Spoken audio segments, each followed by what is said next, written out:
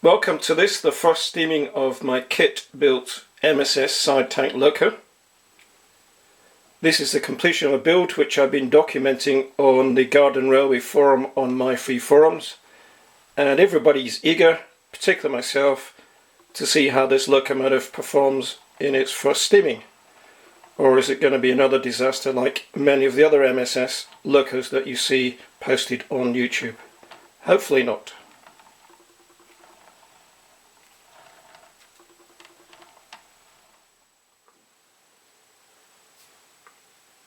So these locomotives are fired using solid fuel, and these days that is provided in one of those little Ziploc airtight bags, which is a good idea.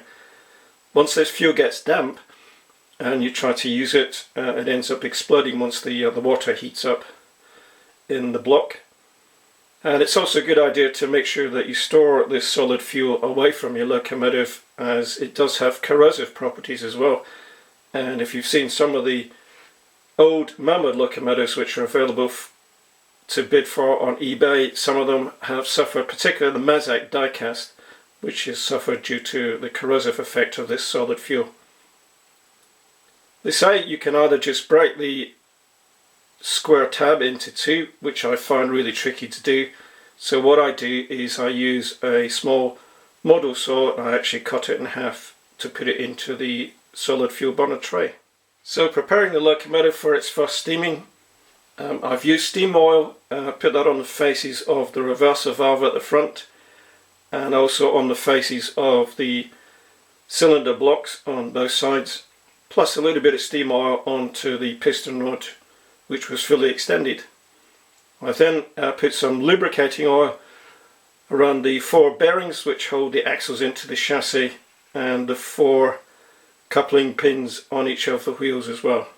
The boiler capacity is a total of 120 millilitres, and if you use the sight glass here, filling it up to the maximum line there, that is 75 millilitres. Anticipating that this locomotive is going to have quite a bit of excessive priming to start, as it's going to be its first run, even though I flushed the boiler out using a water vinegar mix, I've only added 65 millilitres here, so it's not quite on the maximum and we're going to have a shorter run. So I'll be leaving the cab back off during the running so I can keep a very close eye on the water level on this run. A tip I picked up is to put a couple of drops of methylated spirits onto the solid fuel, which then makes it easier for these to light off. Stick that into the locomotive.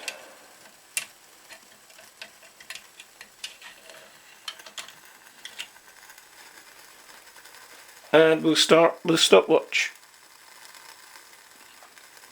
MSS reckon that the locomotive will take about 2 minutes to raise steam, and in the instructions they say to have the reversing lever open slightly so that you'll get water and steam coming out when the locomotive is up to pressure.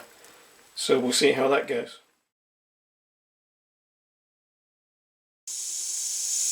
So 2 minutes, and first problem we've got is the whistle is leaking.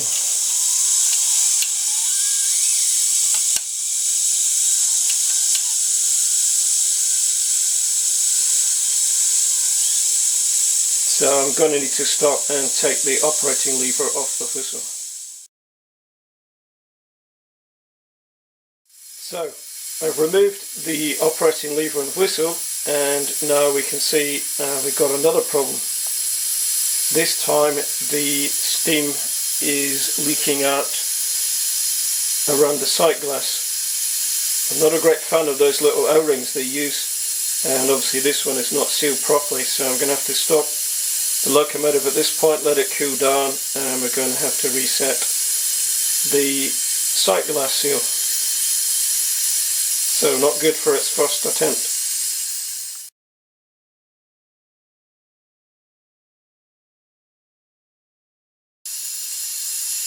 However, even with the steam leak coming from the sight glass, I've decided to see if the locomotive will run, and here we go.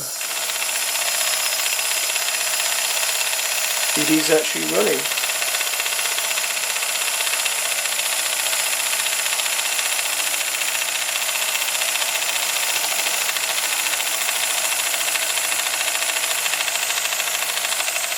Unfortunately, it hasn't got any of the priming that you normally see, so obviously flushing the boiler out was good enough.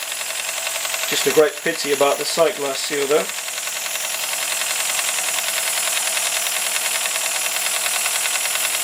So a slightly better result than my previous statement, although that leak is not going to allow us to keep pressure up for very long.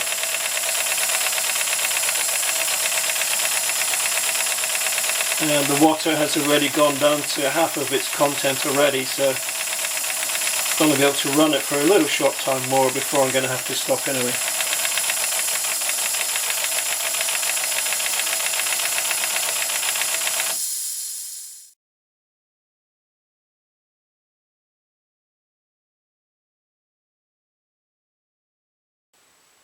Okay, so the problem with the whistle operating lever is that it's actually being pushed down by the screw supplied to hold the spring on the roof, which holds in the cab back.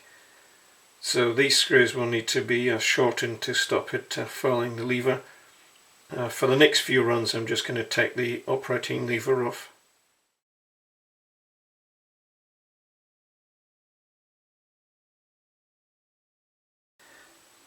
The kit uses an O-ring to seal the sight glass plastic to the rear face of the boiler. I'm not a great fan of these small O-rings. It is difficult to get a seal, as I've just proven on this build.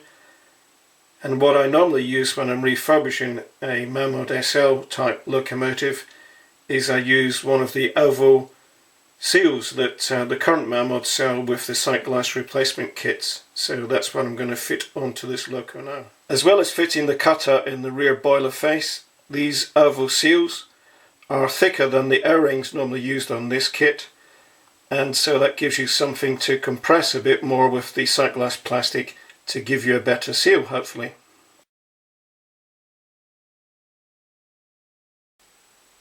Okay, so welcome to take two.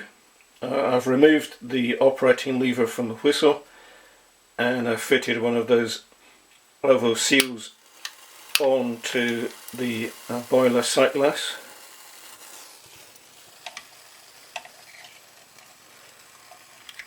We're also this time got a visit from another railway, who their famous green steam locomotive is going in for repairs, so they're having a look to see whether they can borrow this locomotive if it runs in time.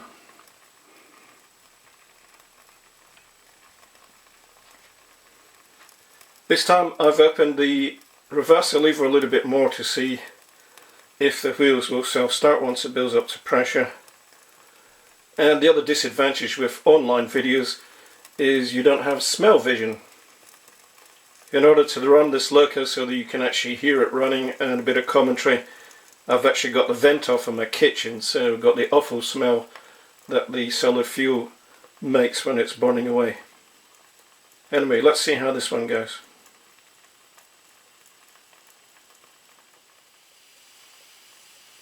Okay, so there's 2 minutes since we put the burner in, and the smell from the solid fuel is absolutely awful at the minute.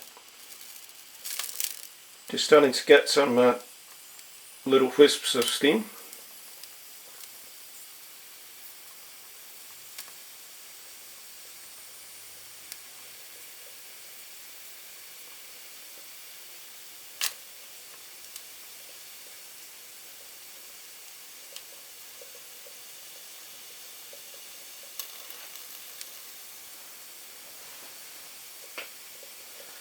And I'm just going to operate the reverser lever now, see if we can persuade the loco to move.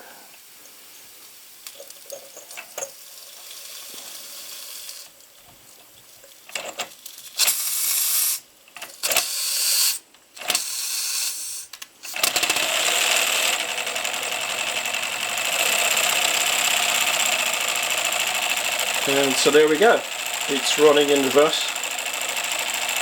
A little bit stiff, but not unexpected as the pistons haven't been run in. This is basically its first run, take two.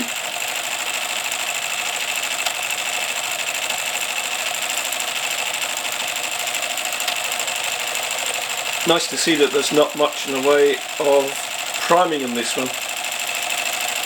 Been a bit of a water leak from one of the cylinders, but not as much as I've seen with other locomotives that have been built and posted online.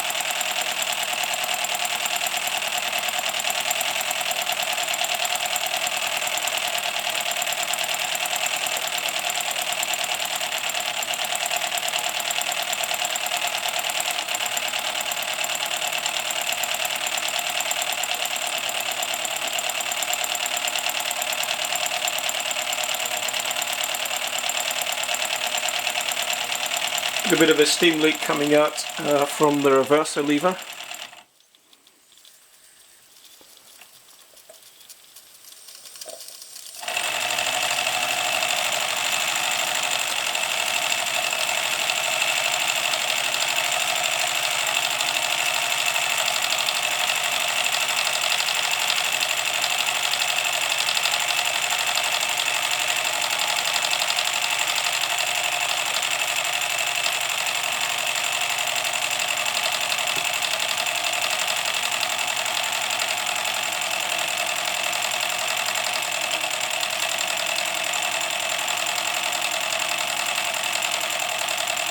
But it looks like my attention to detail, particularly cleaning the boiler up properly, has paid off here, as there's very little priming going on. And so the water level in the boiler is not dropping as much as you would expect the first running in.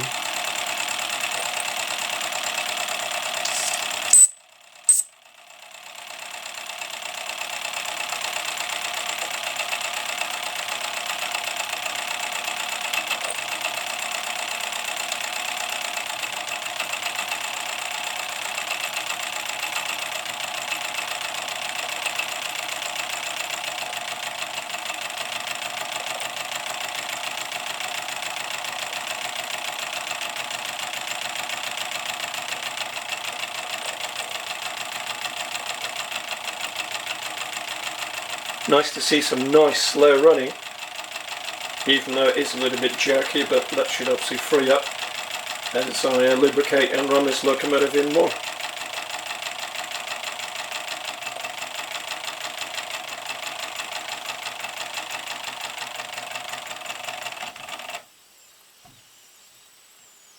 Just allow the pressure to build up a little bit. Obviously blowing the whistle didn't help.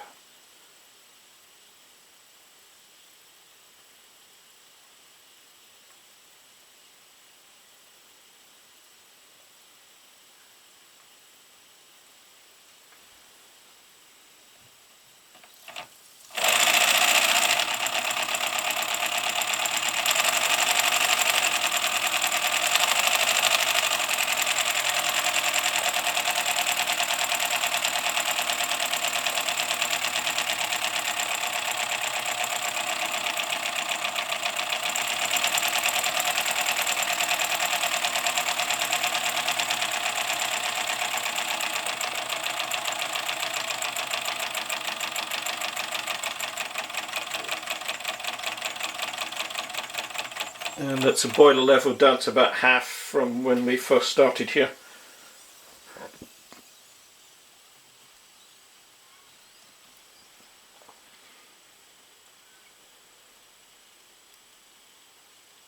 when these locomotives are fully running, you can actually get 2 runs out of one boiler full of water. So you can use the solid fuel tray twice to get 1 complete run on a boiler. Obviously this one's pretty close to finishing now.